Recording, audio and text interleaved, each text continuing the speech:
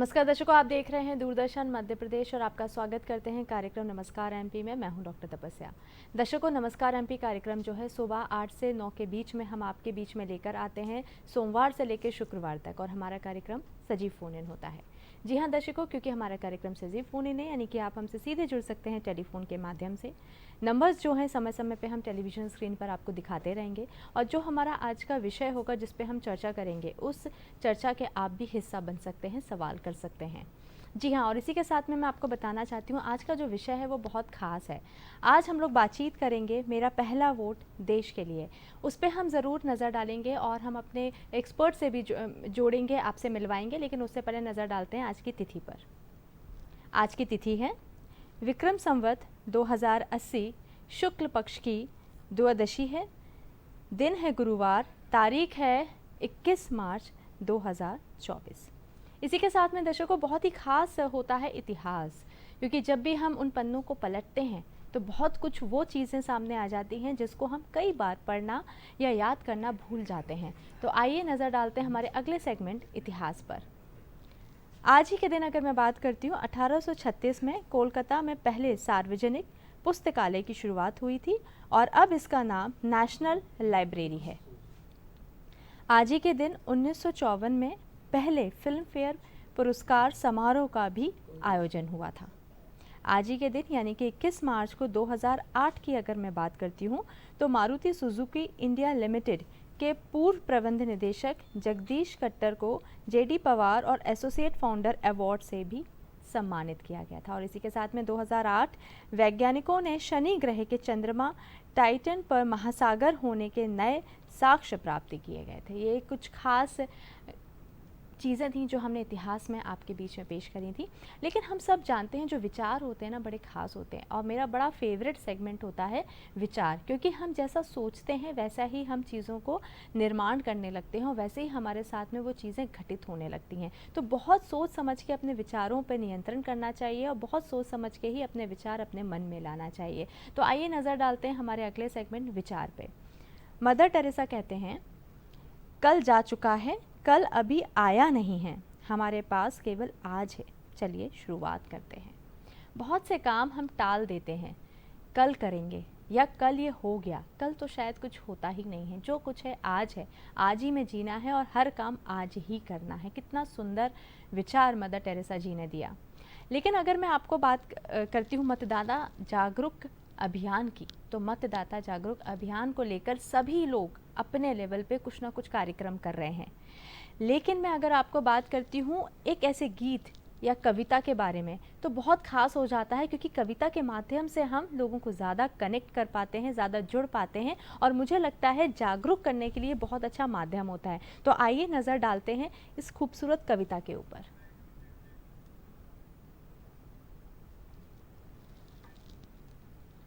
इस गीत के माध्यम से मैं लोगों में जागरूकता लाना चाहता हूं और निवेदन कर रहा हूं, आप इस गीत को सुने, अमल में लाए और वोट डालने जरूर जाएं।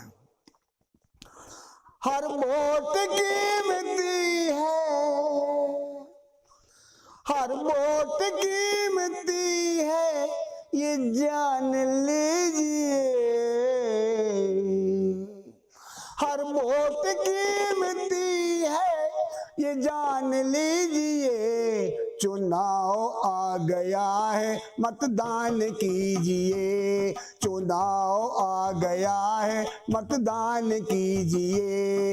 हर वोट कीमती है, ये जान लीजिए। चुनाव आ गया है, मतदान कीजिए। चुनाव आ गया है, मतदान कीजिए।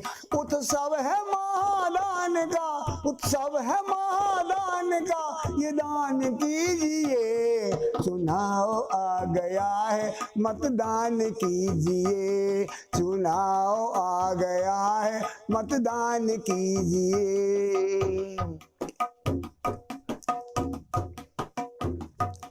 सरकार बनाने में हाथ हमारा है सरकार बनाने में, हाथ हमारा है, भारत के नागरिक है, कर्तव्य हमारा है, भारत के नागरिक है, कर्तव्य हमारा है।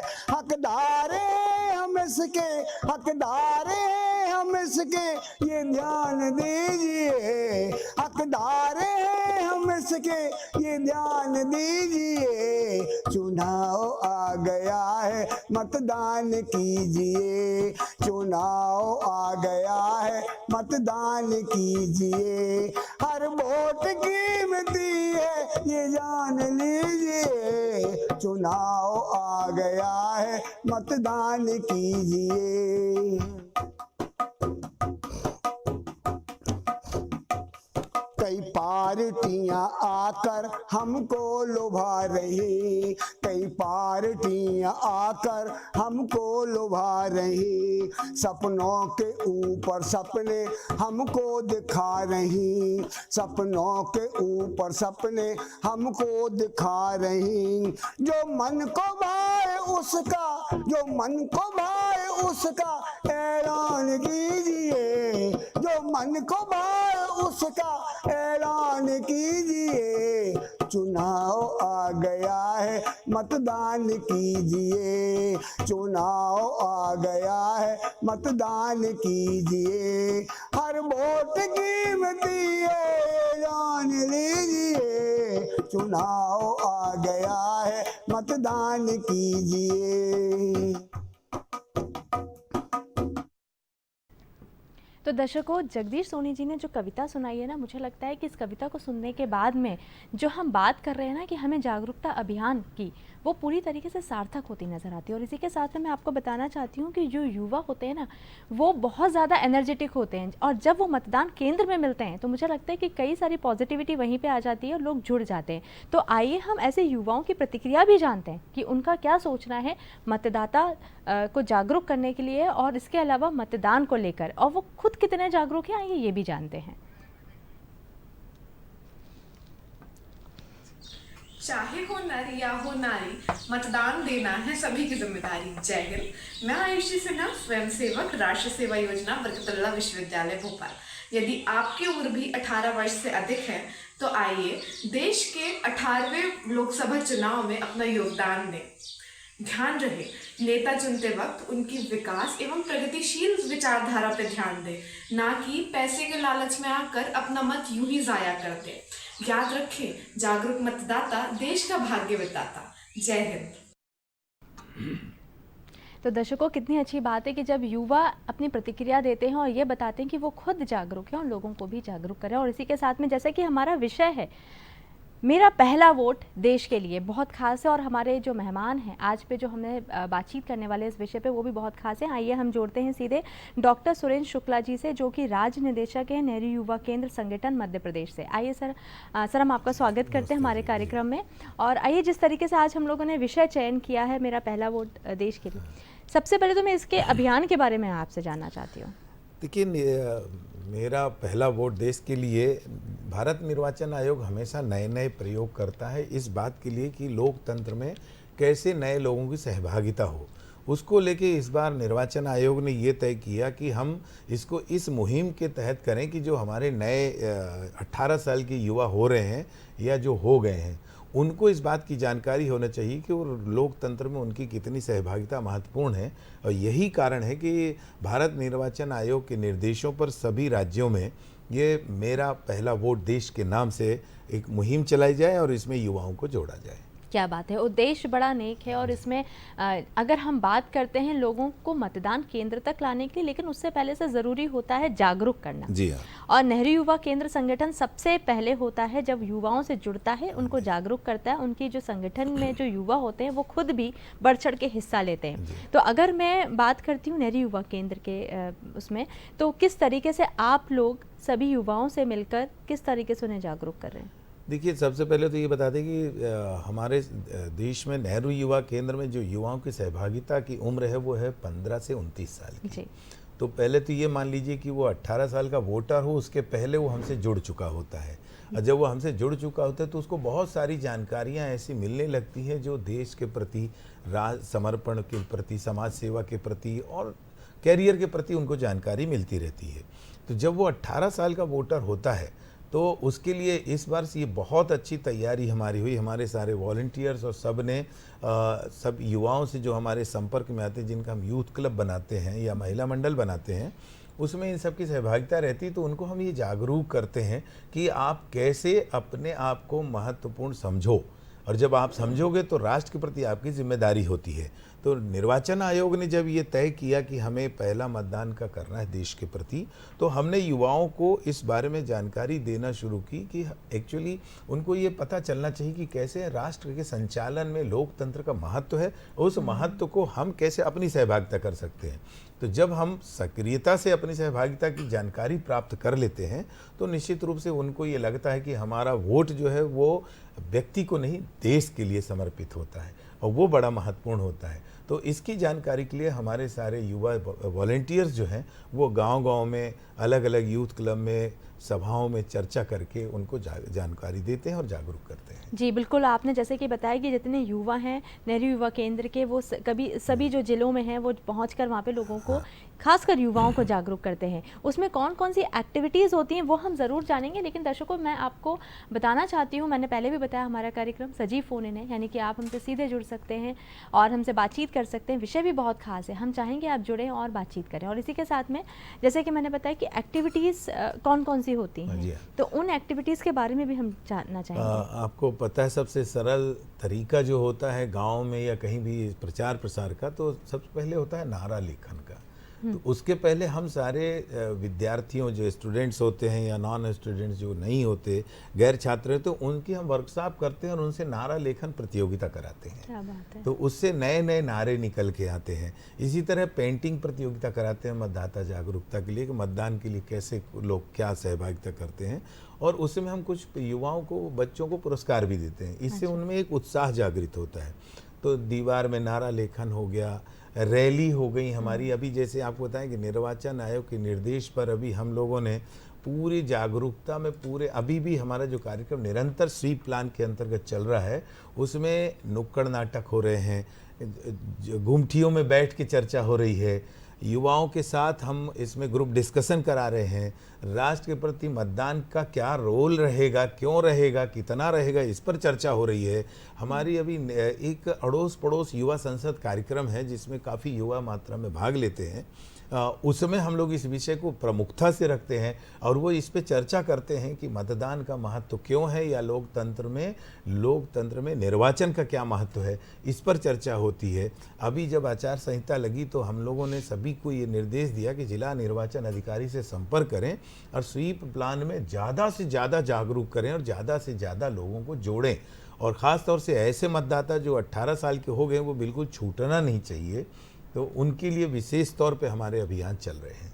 सर बहुत अच्छी बात है, और जिस तरीके से आप बता रहे हैं कि पेंटिंग प्रतियोगिताएं होती हैं, रैली होती है, नुक्कड़ नाटक होते हैं, मुझे लगता है कि इसका प्रभाव बहुत लंबा पड़ता है और गहरा पड़ता है ना। और इसी के साथ में सर मैं ये भी जानना चाहती हूँ कि अगर जब हम बात करते हैं उन युवाओं की बात कर रहे हैं जो पहली बार वोट देने वाले हैं, लेकिन मैं ओवरऑल युवाओं की बात करती हूँ, जैसे कि आपकी संस्था में भी जो युवा हैं 18 से 29 साल तक के रहते हैं, तो बेसिकली युवाओं को जागरूक करने की अगर हम बात करते हैं तो उसकी क्यों आवश्यकता है? दरअसल देखिए, हमारे देश में एक छोटी सी समस्या है। समस्या ये है कि हमारा एजुकेशन का जो यूथ में ग्रहण करने का तरीका है वो कई तरीके का है, अलग अलग है। कुछ लोग क्लास में जाते हैं, कुछ नहीं जाते हैं, कुछ मोबाइल पे ही पढ़ते रहते हैं, कुछ नहीं पढ़ते हैं। तो होता क्या है, वो काफ़ी बिखरे हुए हैं। उस बिखराव में कहीं ना कहीं उनको जोड़ने के लिए हमें ये प्रयास करना पड़ता है। और एक बड़ी सिंपल सी कहावत है, आपने भी सुना होगा कि रसरी आवत जात है सिल पर परत निशान। तो बार बार बताने से रटने की एक प्रक्रिया होती है। बचपन में आपने भी स्कूल में देखा होगा कि टीचर्स जब किसी चीज़ को पढ़ाते तो कहते 3 बार रिपीट करो। तो हमको भी ये बार बार उनको याद दिलाना पड़ता है कि केवल जिंदगी मजे के लिए नहीं है। आपकी जिम्मेदारी शिक्षा के साथ साथ राष्ट्र की विकास में सहभागिता की भी है। अब राष्ट्र की सहभागिता 18 साल का युवा कैसे करे, तो जब तक उसको पता नहीं होगा, क्योंकि वो तो हायर सेकेंडरी पास करता है, कॉलेज में पढ़ता है, तो वो पूरे ज़िंदगी उसकी खेल कूद और पढ़ने में चली जाती है। लेकिन उसकी जो जिम्मेदारियां हैं राष्ट्र के प्रति, उसमें वो जोड़ने के लिए हमको ये बताना पड़ता है कि पहला कदम तुम्हारे राष्ट्र के प्रति अपने उत्तरदायित्व को निभाने का जो होता है वो मतदान का अधिकार है। और इसके लिए उसको ये जागरूक करके, इतना ही नहीं, उसके साथ उसको हमारे जो यूथ है, युवा हैं, वो उनको मतदाता जागरूकता के तहत मतदान के लिए जो मतपत्र जारी होता है उसका फॉर्म भी भरवाते हैं, चाहे ऑनलाइन हो चाहे ऑफलाइन हो। क्या बात है सर। वैसे तो सोशल मीडिया बहुत पॉजिटिव इफेक्ट भी डालता है, नेगेटिव भी डालता है, लेकिन हम पॉजिटिव की तरफ चढ़ते हैं और पॉजिटिव की ही बात करते हैं। अगर मैं बात करती हूँ सोशल मीडिया की और इस अभियान की बात करती हूँ, मेरा पहला वोट देश के लिए, आपको क्या लगता है कि सोशल मीडिया का प्रभाव भी बहुत ज़्यादा पड़ता है युवाओं के ऊपर? बहुत होता है। देखिए, आजकल आप देख रहे होंगे कि सोशल मीडिया, हमारे देश का अधिकांशतः युवा सेल फोन में, सोशल मीडिया में रहता है, चाहे वो व्हाट्सएप हो, चाहे इंस्टा हो, चाहे फेसबुक हो, चाहे जो हो।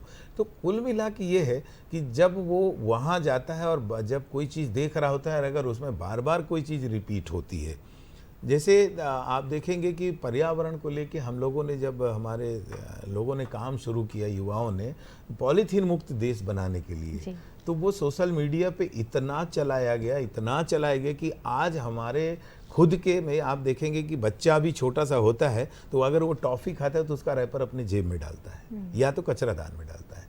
इसी तरीके से इस पे मतदाता पे जब बहुत ही 30-30 सेकंड की क्लिप होती हैं, 1-1 मिनट की भी नहीं होती हैं, और उनको जब हम बार बार देखते हैं तो कहीं ना कहीं ये मन में आता है कि आखिर हमारी प्रतिभागिता इसमें होना चाहिए। और यही कारण है कि आपको बताना चाहेंगे कि मध्य प्रदेश में कल लगभग 64 लाख युवा लगभग नए जुड़ चुके हैं, और जिनको हम कोशिश करेंगे कि वो अपने मतदान में अपनी सहभागिता दें और राष्ट्र के विकास में, नई सरकार बनाने में और देश के पुनर्निर्माण में अपना महत्वपूर्ण योगदान दें। क्या बात है, 64 लाख लगभग ज़्यादा ही होने वाले हैं, ज़्यादा होने वाले हैं। अभी तो चल रहा है कार्यक्रम। जी जी, बिल्कुल बिल्कुल। और मुझे लगता है कि इस तरीके से जब हम जुड़ते जाते हैं, हम ऐसे कार्यक्रम करते हैं जिसमें कि हम जागरूकता की बात करते हैं, तो लोगों को अपने उस रिस्पॉन्सिबिलिटी के बारे में भी ज्ञात होता है। अगर मैं बात करती हूँ सर कि जब आप युवाओं से जुड़ते हैं, मिलते हैं, उनको मोटिवेट करते हैं कि आपको जाके वोट तो देना ही है, क्या प्रतिक्रिया होती है? युवक किस तरीके से रिएक्ट करता है? देखिए, मैं आपको बताना चाहूँगा कि 3 कैटेगरी में आप देखेंगे, एक होते हैं बहुत पढ़े लिखे, एक होते हैं कम पढ़े लिखे, और एक होते हैं युवा। युवाओं में जिज्ञासा होती है, और जब कोई नई चीज़ होती है तो उनको उसको जानने की, उसमें सहभागिता करने की बहुत ज़्यादा उत्साह होता है। जब हमारे युवाओं ने उनसे चर्चा की तो उन्होंने कहा कि सबसे पहले तो हम ये जानना चाहेंगे कि हमारा अधिकार क्या है और उसका प्रयोग हम कैसे करें। मैं ये कह सकता हूं कि इस बार आप देखिएगा, जो लोकसभा के निर्वाचन में जो मतदान होगा उसमें युवाओं की अधिकांशतः सहभागिता होगी अपेक्षाकृत बाकी वोटर्स के। तो युवाओं में अप्रतिम उत्साह दिख रहा है कि वो कैसे अपने मत का प्रयोग करेंगे वहाँ जाकर, मतदान केंद्र में जाकर। और कई बार तो हमारे युवा बताते हैं कि जब चर्चा होती है तो उनको कहते हैं कि हमें भी हमारे पिता जैसा अधिकार मिला है। ये बड़ी महत्वपूर्ण बात है। सर, जैसे कि आप बता रहे हैं कि युवा प्रश्न करते हैं कि हमें इससे क्या, हम कैसे इस वोट का यूज़ कर सकते हैं, हम कैसे सरकार के लिए हम वो कर सकते हैं, सरकार चुन सकते हैं, हमारे क्या अधिकार इसमें हमको मिल सकते हैं, क्योंकि हर कोई अपना फ़ायदा पहले सोचता है। तो जाहिर सी बात है, तो आप इसके बारे में भी हमारे दर्शकों को क्या बताना चाहेंगे? मैं बिल्कुल आपके, क्योंकि बहुत सारे युवा हमको अभी भी देख रहे हैं, आपको सुन रहे हैं। जी हाँ, हमारे बहुत सारे दर्शकों को मैं ये बताना चाहूँगा कि युवा जो है, जब मतदान करने जा रहे तो आज का युवा सोचता है और उसकी सोच में फ़र्क है। वो ये सोचता है कि कैसी सरकार हमारे विकास पे ध्यान देगी, कैसी सरकार हमारे रोजगार पे ध्यान देगी, कैसी सरकार हमारे देश के सुरक्षा के लिए काम करेगी, कैसी सरकार हमारे महिलाओं के लिए काम करेगी, कैसी सरकार उनके लिए काम करेगी, कैसी सरकार शिक्षा के लिए काम करेगी, कैसी सरकार स्वास्थ्य के लिए काम करेगी। इस विषय पर वो चर्चा करता है और अपने विचार रखता है। और जब ऐसे युवा जिस देश में हो जाते हैं तो आप मान के चलिए कि उस देश के विकास को कोई रोक नहीं सकता है। और हमारा युवा इस बार पूरी तरीके से तैयार है एक मजबूत नई और विकासशील सरकार को खड़ा करने की, जो इस राष्ट्र को विश्व गुरु बनाए। क्या बात है सर। सर, ये तो हमने बात कर ली नेहरू युवा केंद्र संगठन की, जो जगह जगह जाकर सभी जिलों में जाकर युवाओं को जागरूक कर रहे हैं। मैं वैसे ही अगर मैं समाज की बात करती हूँ, कॉलोनी की बात करती हूँ, मैं अगर अपनी ही कॉलोनी की, आपकी कॉलोनी की बात करती हूँ, तो एक युवा को कौन सा ऐसा स्टेप उठाना चाहिए कि वो अपने दोस्तों को जागरूक कर सके? क्योंकि ये तो आपकी तरफ से हो रहा है, लेकिन उसके बाद भी हम सबका भी ये कहीं ना कहीं कर्तव्य है कि हम भी जागरूक करें। तो आप उसके लिए क्या कहना चाहेंगे? जी, मैं ये कहना चाहूँगा यहाँ पे कि युवा को ये सोचना चाहिए या सोचता होगा। मुझे जो लगता है, कई जगह मैंने देखा है कि कई युवा ऐसे हैं जो बेकार बैठे होते हैं, गपशप मारते रहे, लेकिन कुछ युवा ऐसे हैं जो उनको प्रेरित करते हैं कि आपका जीवन अपने लिए, समाज के लिए, परिवार के लिए और राष्ट्र के लिए महत्वपूर्ण है। तो आप कम से कम इस पर विचार करें कि कैसे हम अपनी सहभागिता दे सकते हैं। और बहुत सारे युवाओं में मैंने परिवर्तन देखा है। अभी हम लोगों ने जब मेरी माटी मेरा देश कार्यक्रम कर रहे थे, उस समय जब हम लोगों ने तिरंगा यात्रा की थी, तो आपको आश्चर्य लगेगा कि उनको इस बात का गर्व होता था कि जो तिरंगा कभी सरकारी दफ्तरों में फहराया जाता था, वो तिरंगा वो अपने हाथ में लेके चल रहे हैं, वो तिरंगा अपने घर पे लगा रहे हैं। तो एक कहीं ना कहीं उनको आत्मसम्मान का बोध होता है। तो जो हमारे युवा हैं, जरूरी नहीं है कि आप 100 के 100 युवा ही काम करेंगे, 10-15 भी करते हैं, लेकिन उस 10-15 में अगर एक ने भी अपना कुछ लक्ष्य प्राप्त कर लेता है तो ये एक महत्वपूर्ण बात होती है। और देखिए, धीरे धीरे ये परिवर्तन आ रहा है और लगभग आ भी चुका है कि कैसे युवा अपनी सहभागिता इस देश के प्रति करे। क्योंकि आप देखिए, एंटरप्रेन्योरशिप में आज के युवा नौकरी, शासकीय नौकरी को महत्व नहीं देते, खुद का धंधा करना चाहते हैं। बड़े बड़े इंजीनियर्स जो हैं वो आज चाय का ठेला चलाना पसंद करते हैं, क्योंकि उनको ये लगता है कि कहीं सरकारी नौकरी से ज़्यादा महत्वपूर्ण है कि हम खुद काम करें और अपने साथ 4 युवाओं को रोजगार दें। क्या बात है। तो ये जागरूकता अब आने लगी है और इससे युवाओं में इन सब चीज़ों को लेके एक अलग सोच विकसित हुई है। जी सर, बहुत अच्छी बात है। और मुझे लगता है इन सभी बातों को हमें ध्यान रखते हुए अपने मतदान केंद्र तक पहुंचना है और हमारा जो पहला वोट है उसको ज़रूर देना है। और इसी के साथ में सर, मैं ये भी जानना चाहती हूँ कि जब आपने पहली बार वोट दिया था, जो काला निशान होता है वो बड़ा अच्छा महसूस करा देता है, लगता है कि सार्थक हुआ आज का दिन। और तो आपने क्या महसूस किया था उस समय?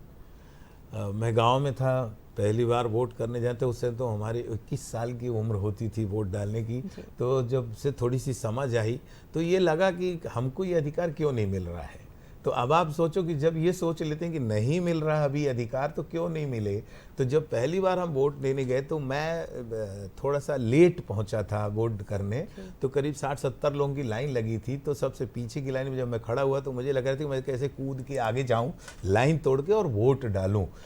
उस समय की जो खुशी होती है, मैं समझता हूं कि जो जागरूक युवा है वो ये महसूस करता होगा कि ये राष्ट्र मेरा है, इस राष्ट्र के प्रति मेरा उत्तरदायित्व है और इस राष्ट्र में मैं अपना वो हिस्सा दे रहा हूं जिससे ये राष्ट्र खड़ा होगा।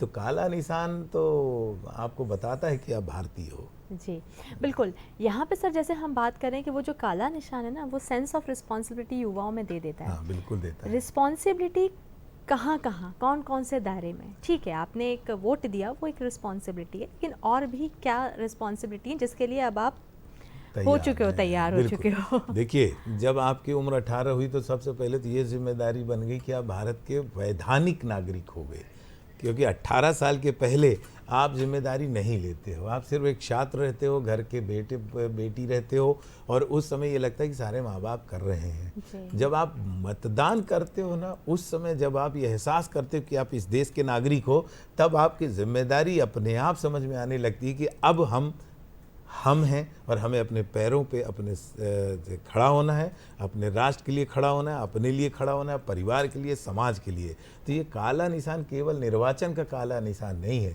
आपके व्यक्तित्व को बदलता है, आपके सोच को बदलता है, आपके निर्णयों को बदलता है और वो वहाँ से शुरू करता है अपने संपूर्ण विकास की यात्रा को। क्या बात है सर। और मुझे लगता है कि लगातार जो हम चर्चा कर रहे हैं इस विषय पर, वो कहीं ना कहीं लोगों को इस बात के लिए प्रेरणा देता है कि हमें अपने जिस दिन हमारा मतदान होना है उस दिन मतदान केंद्र तक पहुंचना सबसे पहले हमारा कर्तव्य बनता है। और इसी के साथ में हमारे साथ एक और युवा जुड़ गए हैं, उनकी प्रतिक्रिया जानते हैं, वो क्या अपील कर रहे हैं सभी लोगों को। अपने देश के लिए मेरा पहला वोट, यह एक अत्यंत महत्वपूर्ण क्षण है जब हम नागरिकों के रूप में अपने कर्तव्यों का पालन करते हैं और अपने देश के भविष्य के निर्माण के लिए अपना योगदान देते हैं। यह वोट मेरे लिए बेहद गर्व की बात है, क्योंकि यह न केवल सिर्फ मेरा एक अधिकार है बल्कि अपने देश के प्रति मेरी एक जिम्मेदारी भी है। और मैं अपने देश के भविष्य के लिए अपना योगदान और संतुलन देने के लिए तैयार हूँ। यह वोट केवल सिर्फ मेरे लिए नहीं बल्कि यह वोट मेरे देश के लिए है। जय हिंद, जय भारत, धन्यवाद। क्या बात है। मैं यहाँ पे जिस तरीके से प्रतिक्रिया सुन रही थी, उनका जो कॉन्फिडेंस है कि मैं तैयार हूँ, अब आपको भी तैयार होना है, घर से बाहर निकलना है जिस भी दिन वोट होगा, और सबसे पहला काम होगा हमें वोट देना है। सर, कई सारे युवा भी हमको देख रहे हैं, सुन रहे हैं, तो आपको क्या लगता है कि ठीक है, हमने युवाओं को तो बात कर लिया कि जागरूक कर रहे हैं, कई बार ऐसा भी होता है कि अन्य सदस्य कई बार नहीं जा पाते हैं किसी भी कारण से, तो वो युवा की अब क्या जिम्मेदारी है कि उस दूसरे लोगों को भी वहाँ पे जागरूक करे? पूरी जिम्मेदारी होना चाहिए। देखिए, जैसे पिछले उसमें आप देखो कि माँ बाप जब अपने बच्चे को तैयार करते हैं कि तुम ये करो, तुम वो करो, तो अब युवाओं का देश है हमारा, और युवाओं को ये जिम्मेदारी लेनी चाहिए कि वो अपने उन लोगों को वोट डालने के लिए ले जाएं जो नहीं जाते हैं या जो आलस करते हैं। मैंने देखा है, मैं जहाँ रहता हूँ, मैं जगह का नाम नहीं लूँगा, पर हमारे यहाँ पिछली बार विधानसभा चुनाव में मतदान प्रतिशत कम था। अच्छा। मैंने जब ये देखा और सुना तो मुझे बड़ा दुख हुआ। इसके बाद जब हम लोगों का कहीं बैठक हुई तो मैंने ये बात कही कि आप इतने पढ़े लिखे उच्च स्तर के अधिकारी कर्मचारी हो और व्यक्ति हो समाज के, आप महत्वपूर्ण हो, आप रोल मॉडल हो, अगर आप जाओगे तो लोगों को प्रेरणा मिलेगी। भाई, अगर हम ही आलस कर जाएंगे तो हमारे पीछे जो हमारे साथ जुड़े लोग वो कैसे करेंगे? तो मैं तो ये कहता हूँ कि युवाओं को जिद करना चाहिए, जुनून लाना चाहिए इस बात का कि हर व्यक्ति का 100% सहभागिता मतदान में हो। देखिए, मतदान किसी के भी पक्ष में हो, इससे फर्क नहीं पड़ता है। आपकी विचारधारा आपको समर्थन करती है कि आप किसको अपना मत देंगे, लेकिन मत देना चाहिए। जैसे आप रोज खाना खाते हो, आपको भूख लगती है, वो भी एक आवश्यकता है, ऐसे ही मतदान को भी एक आवश्यकता समझना चाहिए और सहभागिता इतनी समझनी चाहिए कि अगर हम इस राष्ट्र में सांस ले रहे हैं, इस राष्ट्र में रह रहे हैं, इस राष्ट्र का खाना खा रहे हैं, इस राष्ट्र में सो रहे हैं, इस राष्ट्र का पानी पी रहे हैं, तो हमारा अधिकार है, तो हमें उसको प्रयोग करना चाहिए। मैं इतना ही कहूँगा युवाओं के लिए। क्या बात है सर, बहुत ही खूबसूरत आपने यहाँ पे मैसेज जो है कन्वे किया है हमारे तमाम युवाओं के लिए, दर्शकों के लिए जो हमें देख रहे हैं, सुन रहे हैं। और इतना महत्वपूर्ण विषय पे जो आपने चर्चा करके जो उन बिंदुओं को जो आपने हाईलाइट किया है ना, जो जानना ज़रूरी है, जिसको समझना ज़रूरी है, मुझे लगता है कि ये सभी दर्शकों के लिए बहुत ही ज़्यादा फ़ायदेमंद होगा। अगर इन सभी बातों को हम ध्यान रख लेंगे तो जो हम बात करें ना, 100% वोट होगा, वो ज़रूर होगा। और इसी के साथ में हमारे बीच में जो समय निकाल कर सर आप यहाँ आए और बहुत ही महत्वपूर्ण जानकारी आपने हमारे बीच साझा करी, और उसके लिए बहुत बहुत धन्यवाद। Thank you. हमारे बीच में डॉक्टर सुरेंद्र शुक्ला सर थे, नेहरू युवा केंद्र संगठन के राज्य निदेशक। और लेकिन अगला जो हमारा सेगमेंट है वो बहुत खास है, जिसमें हम बातचीत करेंगे फिटनेस को लेकर। तो आइए नज़र डालते हैं फिटनेस पर।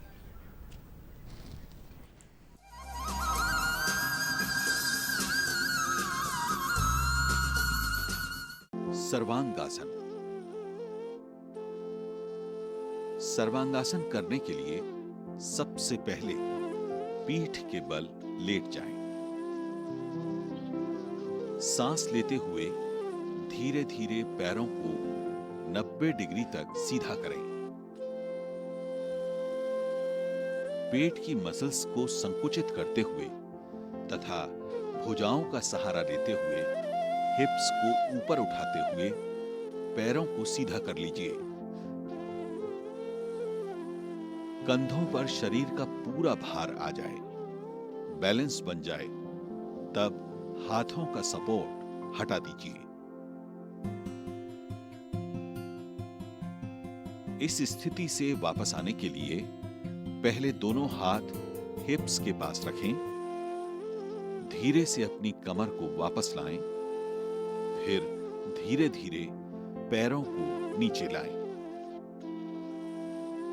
ध्यान रखिए, जब आप वापस आ रहे हों, आपकी गर्दन जमीन पर स्थिर रहे। अनुलोम विलोम। हाथ की स्थिति, नासाग्र मुद्रा। दाहिने हाथ की उंगलियों को मुंह के सामने लाएं। तर्जनी और मध्यमा को धीरे से भ्रू मध्य पर रखें। ये दोनों यानी अंगूठा एवं अनामिका बारी बारी से नासिकाओं को दबाकर उनके श्वास प्रवाह को नियंत्रित करते हैं। पहले एक नासिका छिद्र को दबाकर दूसरे से श्वास प्रवाहित करते हैं और उसके बाद दूसरे नासिका छिद्र को दबाकर पहले नासिका छिद्र को खोलकर उससे श्वास प्रवाहित की जाती है। कनिष्ठा उंगली को आराम से मोड़ लिया जाता है। लंबे समय तक अभ्यास करने के लिए कोहनी को बाएं हाथ का सहारा दिया जा सकता है, किंतु ये सावधानी बरतने की जरूरत है कि छाती न जकड़े।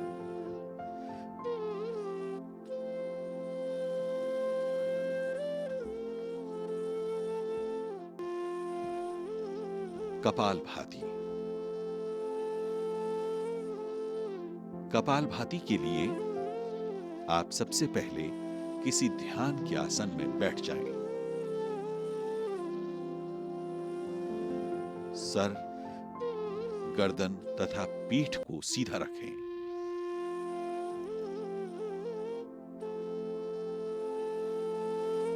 दोनों हाथों से घुटनों को लॉक कर लें। दोनों आंखों को बंद करके अपनी नाभि पर हुए होता है सेहत को लेकर। और इसी के साथ में हमारा जो अगला सेगमेंट है, एक मुलाकात। तो आइए हम मुलाकात कराते हैं हमारे खास मेहमान से। हमारे बीच दो मेहमान हैं। सबसे पहले मुलाकात करवाना चाहती हूँ महावीर सिंह जी से।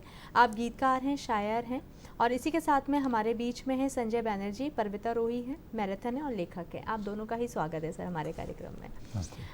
महावीर सिंह जी से मैं सबसे पहले बातचीत करना चाहती हूँ, लेकिन दर्शकों मैं आपको ये भी बताना चाहूँगी, क्योंकि हम महावीर सिंह जी से बात कर रहे हैं और वो गीतकार भी हैं, शायर भी हैं, और आज का जो दिन है वो है विश्व कविता दिवस।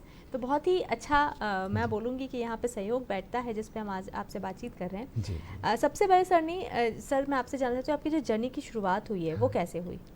ये बहुत अच्छा प्रश्न किया, क्योंकि ये कविता और गीत मुझे लगता है कि ये ऊपर वाले की विशेष देन होती है और ये गॉड गिफ्ट जिसे कहते हैं। तो शुरू में हम लिखते थे स्कूल के जीवन में, फिर बाद में सर्विस में आए हैं, फिर मैंने अपनी ये शुरुआत की। तो शुरुआत मेरी हुई जब मेरी शादी हो गई, जब मेरी श्रीमती जी, जो मेरी बहुत अच्छी मित्र हैं, क्या बात है, बहुत अच्छी मित्र हैं, दुनिया की सबसे अच्छी मित्र हैं, उन्होंने हमको प्रोत्साहित किया कि आप मेरे लिए तो लिखते हैं, आप पब्लिक के लिए लिखिए, जनता के लिए लिखिए, देश के लिए लिखिए, समाज के लिए लिखिए। तो मैंने लिखना शुरू किया। तो सबसे पहली मेरी जो उपलब्धि 2005 में टी सीरीज ने माँ कामाख्या, आसाम की जो कामाख्या माता जी हैं, उन पर उन्होंने टी सीरीज ने एक भजन की कैसेट बनाई थी हिंदी में। तो उसकी आरती का लेखन का काम माता जी ने मुझे सौंपा। तो उस आरती को मैंने लिखा। 2005 में कैसेट रिलीज़ हुई जी। और फिर टी सीरीज ने इसी भजन को, इस आरती को 2014 में यूट्यूब पर अपलोड किया जी। और आज तारीख तक उसके 20,75,000 लोग उसको सुन चुके हैं जी जी, बिल्कुल। तो वो कहते हैं ना कि शुरुआत जो होती है वो कुछ ना कुछ नया रूप लेकर आती है। जब आपने शायद शुरुआत की होगी तब नहीं सोचा होगा कि कारवां इतना लंबा चलेगा। जी हाँ। और इसी के साथ में दर्शकों, हमने 7 मार्च को एक बहुत बड़ी हेडलाइन पढ़ी न्यूज़पेपर में, मीडिया कवरेज हमने देखा, जिसमें खबर थी कि हेयरिंग लॉस, डायबिटीज़ के बावजूद 64 की उम्र में फतेह की अफ्रीका की यूरू पीक। क्या बात है, मतलब अगर हम ऐसी इंस्पिरेशंस देखते हैं कि 64 की उम्र में भी ये जज्बा है, तो मुझे लगता है उनसे बातचीत और उनसे मुलाकात करना जायज़ हो जाता था। इसी के साथ में जो हमारे अगले जो हैं जिनसे हमने मुलाकात भी करी है, संजय बैनर्जी, उनसे हम बातचीत करते हैं। सर, ये जो जब हमने न्यूज़ पढ़ी है तो मुझे लगता है कि सबके लिए बड़ा इंस्पिरेशन रहा, क्योंकि जो आप आज एग्जाम्पल सेट कर रहे हैं, एक रिटायरमेंट का जब टाइम आता है तो लोग घर में बैठना पसंद करते हैं, लेकिन आपने घर छोड़कर देश के लिए जो करने की चाह रखी वो काफ़ी काबिल तारीफ़ है। आपकी जर्नी कहाँ से शुरुआत हुई, मैं वो जानना चाहूँगी। हाँ, जब मैं 48 इयर्स का था तो उस टाइम मेरा एक किडनी स्टोन का ऑपरेशन हुआ था 13 mm का, तो लेफ़्ट किडनी में। तो उसके बाद डॉक्टर ने बोला कि आप कुछ फिटनेस का कुछ कीजिए, तो मैंने बोला मैं दौड़ूंगा। तो दौड़ना, मैं फर्स्ट मैराथन 48 में किया था, 48 इयर्स में। तो उसके बाद ग्रेजुअली मेरा इंटरेस्ट हो गया था अलग अलग किस्म के फिजिकल एक्टिविटीज़ में। तो माउंटेनियरिंग में मैं सबसे उम्रवादी इंडियन हूँ जो सर्टिफाइड कोर्स किया माउंटेनियरिंग मनाली से एट द एज ऑफ 61। बिल्कुल। हाँ, तो उसके बाद मैंने माउंटेनियरिंग कोर्स किया है और माउंटेनियरिंग की किताब भी लिखा हूँ मैं, जी। एक द माउंटेनियरिंग हैंडबुक, और वो बहुत सारे, वो अमेज़ॉन में बेस्ट सेलर था। और उसके बाद मैंने डिसाइड किया कि माउंटेनियरिंग एक्सपीडिशंस करूँगा। तो एक मैंने कून में किया था 7000 मीटर, बट उसमें प्रॉब्लम क्या हुआ, मेरे दोनों टीममेट्स को ऑल्टीट्यूड सिकनेस हो गया, they had to come back, तो वो कैंसिल हो गया। तब मैंने डिसाइड किया कि अफ्रीका के सबसे हाईएस्ट पॉइंट करूँगा मैं। तो वो 7 मार्च में मैं फतेह किया था 15 लोगों के साथ, क्या बात 10 लेडीज़ और 5 जेंट्स के साथ, क्या बात, विथ माई मेडिकल प्रॉब्लम्स।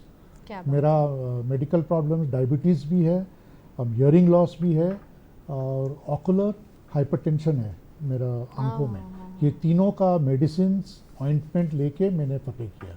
क्या बात है, मतलब ये होते हैं ट्रू इंस्पिरेशन जिनसे हम बहुत कुछ सीखते हैं। और यहाँ पर मैं महावीर सर आपसे, क्योंकि आप गाते हैं, लिखते हैं, तो अभी क्या सुनाना चाहेंगे? हाँ, ये तो मैंने आपको बताया कि माँ कामाख्या का जो मैंने आरती, एक हमने 7 अक्टूबर 2021 को जो विश्व की जागृत शक्तिपीठ दतिया की पीताम्बरा माँ, उन पर भजन लिखा मैंने। तो उसको अलका याग्निक के स्टूडियो में रिकॉर्डिंग हुई थी, 7 अक्टूबर 2021 को रिलीज़ हुआ।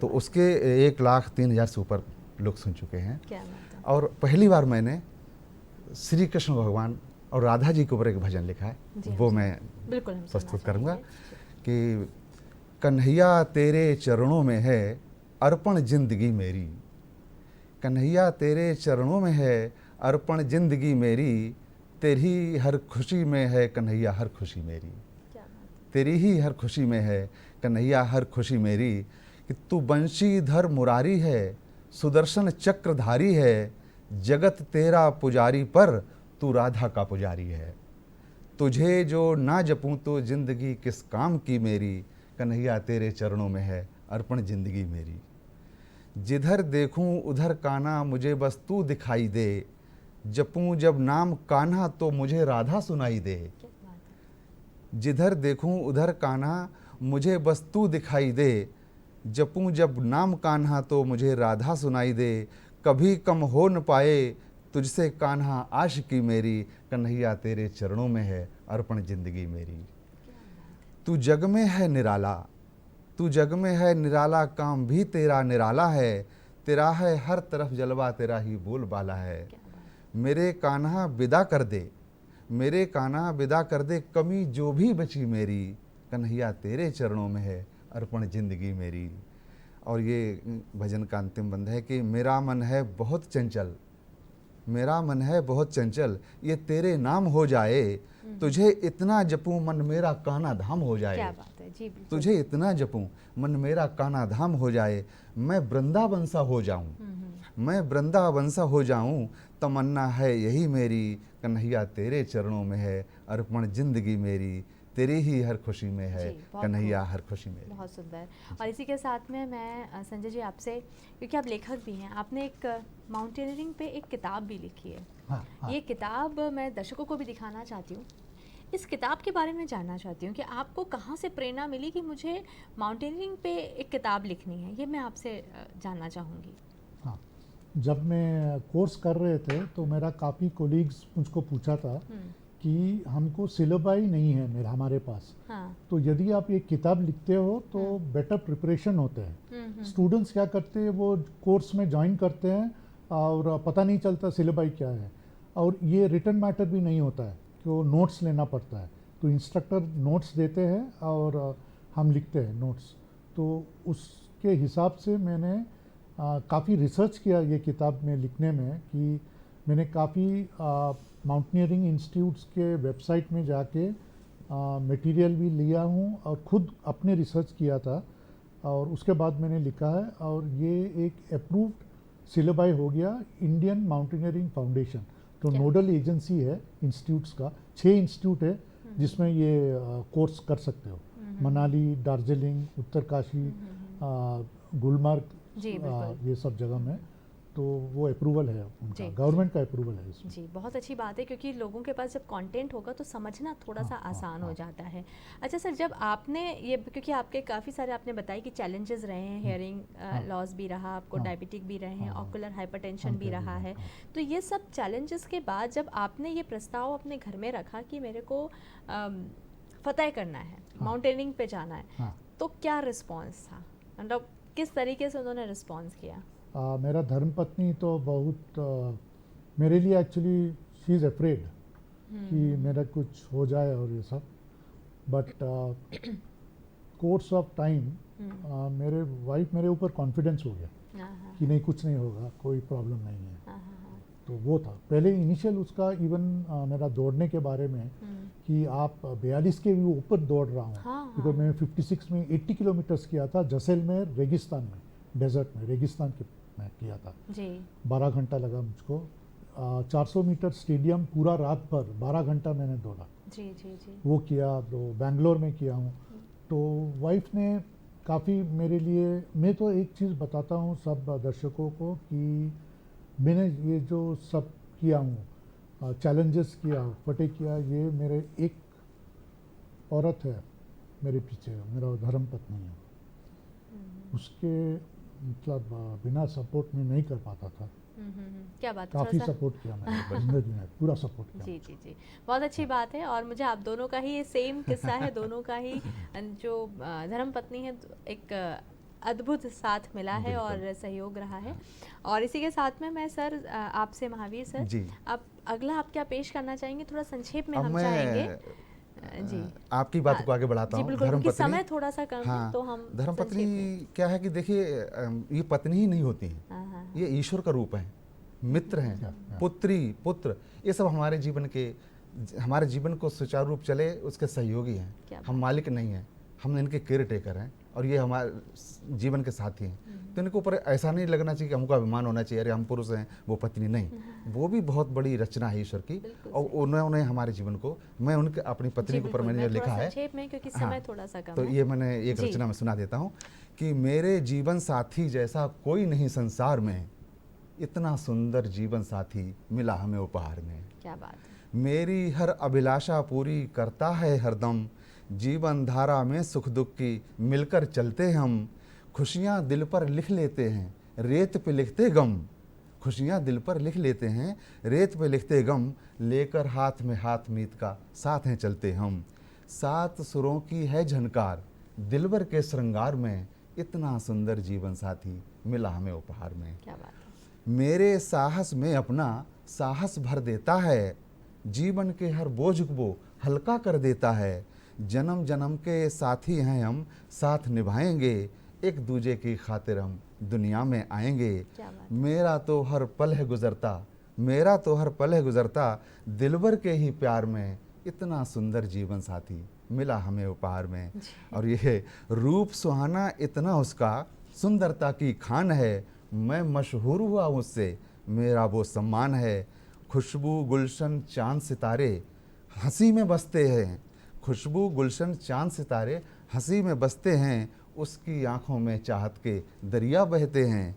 आँखों को मिलता है परम सुख, दिलबर के दीदार में, इतना सुंदर जीवन साथी मिला हमें उपहार में, इतना सुंदर जीवन साथी। क्या बात है, बहुत ही खूबसूरत कविता यहाँ पे आपने पेश करी और सभी वाइफ के लिए डेडिकेटेड है वैसे तो ये आप दोनों तो कर ही रहे हैं धन्यवाद। यहाँ पे। जी, जी। सर संजय सर, जब एक बड़ा टारगेट होता है ना तो मुश्किलें भी बहुत बड़ी बड़ी आती हैं। हाँ हाँ। तो आपने जब आपने अपनी माउंटेनिंग शुरू करी, संक्षेप में थोड़ा सा हम जानना चाहेंगे कि कौन कौन सी मुश्किलें उस राह में मिली आपको? हाँ, एक तो मेरा जो मेडिकल प्रॉब्लम्स है, तो मैंने डॉक्टर से भी सलाह लिया था और मेरा एक एम्फोसिस था कि एक तो मेरा उम्र ज़्यादा है और मोस्टली माउंटेनियर्स जो मेरा आधा उम्र का था उस टाइम। तो मैंने क्या था कि मेरा फिज़िकल कंडीशनिंग अच्छा होना चाहिए और मेरा जो एलिमेंट्स है उसके लिए भी तैयारी करने का। तो मैंने क्या किया, वहाँ जब मैं अफ्रीका गया था तो मेरा नॉर्मली मैं 2 इयरिंग एड लेता हूँ। अभी भी मेरे पॉकेट में 2 इयरिंग एड है, एक पहना हुआ और एक, तो मैंने 3 लिया और 2 चार्जेबल और एक बैटरी वाला, बिकॉज मुझको टीम लीडर ने बोला कि हो सकता है आपका बैटरी वाला काम करेंगे, इनिशियल स्टेजेस इस हाइट में नहीं काम करेगा तो रिचार्जेबल लेना पड़ेगा, जिसके लिए मैं चार्जर ये सब तैयारी किया था। और मेरे आंखों में मेरे डॉक्टर ने, ये काफ़ी साल से चल रहा है कि 3 बार मेरा ड्रॉप्स लेना पड़ता है, एक सुबह, एक दोपहर में और एक शाम में। तो उसका भी वो मेडिकल किट हमेशा मेरे पास में था। वॉशरूम में जा रहा हूँ, जब मैं सो भी रहा था स्लीपिंग बैग में, उसी टाइम मेरे पॉकेट में था वो। तो ये सब तैयारी करना पड़ता है। और डायबिटीज़ के लिए मेरा एक टैबलेट ब्रेकफास्ट के पहले और एक टैबलेट डिनर के पहले। तो ये तो मेडिकल प्रॉब्लम्स, ये मैं तैयारी किया। और ये माउंटेनियरिंग के लिए मैंने हर दिन वीकेंड्स को छोड़ के मैं 6 घंटे में वॉकिंग किया था, स्लीपिंग बैग और 6 केजी वेट मेरे पीछे और 3 केजी का हाइकिंग शूज़, और हर संडे में 10 किलोमीटर दौड़ता था। तो ये तैयारी किया मैंने। क्या बात है, मतलब कुछ भी पाना इतना आसान नहीं होता है, उसके लिए easy नहीं बहुत मुश्किल डगर होती है ये। यहाँ पे महावीर सर, अगला मैं अगर बात कर रही हूँ, आगे के प्रोजेक्ट्स क्या हैं आपके? प्रोजेक्ट मेरे यही है कि मैं लोगों को खुश देखना चाहता हूँ, संसार में किसी के चेहरे पर निराशा ना हो, हर व्यक्ति खुश रहे, और खुश रहने के लिए अहंकार को मिटाना बहुत ज़रूरी है। जी, बहुत अच्छी बात है। हाँ। यहाँ पे संजय सर, आप ये बताइए कि जो बहुत सारे युवा हैं या जो चाहते हैं, युवा की भी बात नहीं करते हैं, जो बहुत सारे ऐसे लोग हैं जो चाहते हैं कि हमको माउंटेनियरिंग करना है, तो उनको आप रियलिस्टिक टिप क्या देना चाहेंगे कि किस चीज़ पर विशेषकर ध्यान रखें? हाँ, एक है कि माउंटेनियरिंग एक ऐसे प्रोफेशन है कि आपका सेफ्टी बहुत इम्पॉर्टेंट है, पैरामाउंट है सेफ्टी। तो काफ़ी लोग जो एक्सीडेंट्स होता है माउंटेनियरिंग में, आप सुना होगा कि 2 साल 23 स्टूडेंट्स मतलब डेथ हो गया था उत्तरकाशी में। हाँ जी। तो वो काफ़ी बड़ा हादसा हुआ था माउंटेनियरिंग कम्युनिटी में। तो ये है कि safety is Paramount in mountaineering. तो मेरा जो सलाह है कि एक कोर्स कर लो, बेसिक कोर्स जैसे मैंने किया था, और ये गवर्नमेंट का है, सब्सिडाइज्ड है, 30 दिन का कोर्स है, मैक्सिमम 19-20 हज़ार रुपया, हाईली सब्सिडाइज, जिसमें बोर्डिंग, लॉजिंग, आपका ट्रेनिंग, इक्विपमेंट सब कुछ है इसमें। तो वो कोर्स करने में काफ़ी वेल प्रिपेयर्ड होते हैं आप। और एक तो मैं हमेशा बोलता हूँ सब लोगों को कि थोड़ा सा, लोग बोलते हैं थोड़ा मुश्किल काम है, जॉगिंग करो थोड़ा, नॉट वॉकिंग, थोड़ा सा जॉगिंग। पता है कि लोगों को बोलते हैं नीज में प्रॉब्लम है और ये सब, बट उसमें आपका हार्ट हमेशा स्ट्रांग रहेगा। तो हल्का जॉगिंग, मैं ऐसे नहीं बोलता कि फास्ट, 1 घंटे, आधे घंटे थोड़ा सा, नॉट वॉकिंग, थोड़ा सा रनिंग, स्लो रनिंग। जी जी, बिल्कुल बिल्कुल, बहुत अच्छे टिप्स आपने यहाँ पे दिए। और इसी के साथ मैं यहाँ पे महावीर सर, आप अगली क्या पेश करना चाहेंगे हमारे तमाम? अभी होली का त्यौहार आ रहा है, बिल्कुल, तो एक होली पर रचना है मेरी, जी, वो मैं सुना देता हूँ। किसी से दुश्मनी ना हो तकरार होली में, किसी से दुश्मनी ना हो तकरार होली में, भुला कर नफरतें सब पर लुटाओ प्यार होली में, भुला कर नफरतें सब पर लुटाओ प्यार होली में। और ये शेर है कि गुलालों और रंगों की यहाँ बरसात करने को, गुलालों और रंगों की यहाँ बरसात करने को, कि होली खेलने की सब करें मनुहार होली में। बहुत बढ़िया। और हमें रब ने बड़ी सौगात दी है दोस्ती की ये, हमें रब ने बड़ी सौगात दी है दोस्ती की ये, कि मुद्दत से जो बिछड़ा था मिला वो यार होली में, जो मुद्दत से जो बिछड़ा था मिला वो यार होली में। और जिन्हें शिद्दत से चाहा था वो खामोशी में डूबे थे, जिन्हें शिद्दत से चाहा था वो खामोशी में डूबे थे, उन्होंने अब किया है प्यार का इजहार होली में, उन्होंने अब किया है प्यार का इजहार होली में। और आखिरी शेर है जो बहुत ध्यान रखने वाला है कि बसा रखे हैं दिल में जो गिले शिकवे जला डालो, क्या बात। बसा रखे हैं दिल में जो गिले शिकवे जला डालो, करो तुम प्यार के रंगों की अब बौछार होली में, किसी से दुश्मनी ना हो तकरार होली में, भुला कर नफरतें सब पर लुटाओ प्यार होली में। जी बिल्कुल। और इसी के साथ में बहुत अच्छा आपने यहाँ पे पेश किया गज़ल।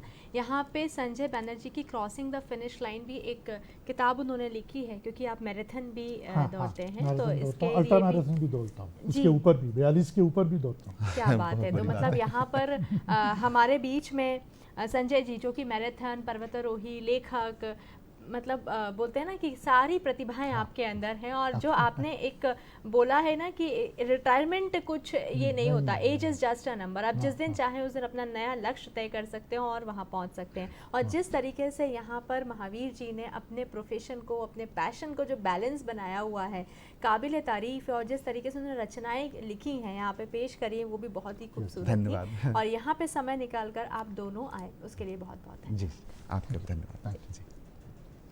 तो दर्शकों, यहाँ पे जो हमने बातचीत करी थी, बहुत ही अच्छा समझ में ये आता है कि उम्र की अगर हम बात करते हैं तो वो एक नंबर होता है। और कुछ लोग कहते हैं कि हम काम से हमें फुर्सत ही नहीं मिलती है कि हम अपने जो हॉबीज़ हैं, जो रुचि है, उस तरफ हम ध्यान केंद्रित कर पाएँ। तो दोनों ही उदाहरण हमारे बीच आज पेश थे जिनसे हमने बातचीत करी थी, और बहुत ही खूबसूरती से उन्होंने हमें अपनी जर्नी के बारे में बताया। तो आज नमस्कार एमपी में बस इतना ही, जिस पे हमने बातचीत करी, मेरा पहला वोट मेरे देश के लिए, और इसी के साथ में 2 एक्सपर्ट से हमने मिलाया। हम फिर मिलेंगे एक नए विषय पे बातचीत करने के लिए। आप बने रहिएगा दूरदर्शन के साथ। आज के लिए बस मुझे इजाज़त दीजिए। नमस्कार।